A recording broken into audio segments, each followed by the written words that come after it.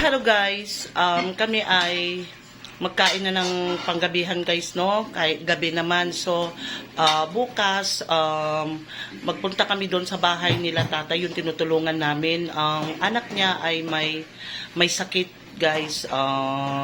May sakit may pagka-diferensya yung inaatake minsan sa pag-iisip, ganyan. Sila tatay ay maganda sana ang buhay, no, kung nakatrabaho yung anak niya. Paano naman makapagtrabaho guys, ay may sakit ang anak niya sa pag-iisip. So puntahan natin guys bukas. Hindi ko na nakikita sila ng mga ilang araw, kawawa naman sila. Yung mama niya ay may diabetes. So come on guys. Hello guys, ito ay magkain kami ng kwan. Ito ay dinner namin. Gabi na kasi guys. So, magkain na kami. So, asan yung upuan? So, bukas ay mag-ano kami. Pasyalan namin yung tinutulungan namin na kwan guys. Halos na hindi na kumakain. Ganyan yung mga hirap ba ng mga pamilya. So, kami ay tutulungan namin sila. Ganyan. So, ano masasabi mo nak sa luto ni Tito Dodong? It's good. Guys, itong anak ko na ito ay English speaking ito guys. Iba na kasi ang mga bata ngayon, no? So pag sila ay nagse-cellphone ng maaga, so paglaki nila ay daig pa tayo. So nag-i-English. So anong kan mo nak? Bukas anong gagawin mo bukas? Kami pa rin. Ha? Kami pa rin. Yo may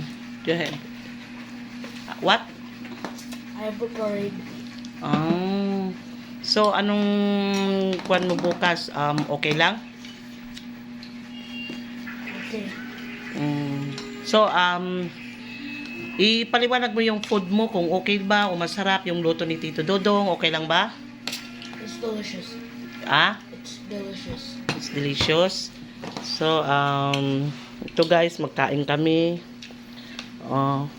So bukas ay magpunta kami sa bahay nila tatay. Tingnan natin kung may bigas sila o ano, kay na kawawa naman sila. So guys, ito ayan, magkain kami. Ito yung anak ko.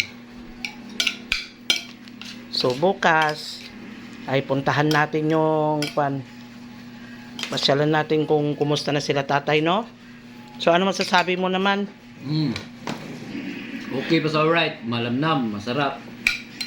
Okay lang ba na na ikaw na naman nagluto? Ma-interview kita. Masarap. Okay lang ba na ikaw nagluto? Okay ra kay. Ito. O baka mamaya ito kay ulan man. O baka mamaya magtampo ka na naman.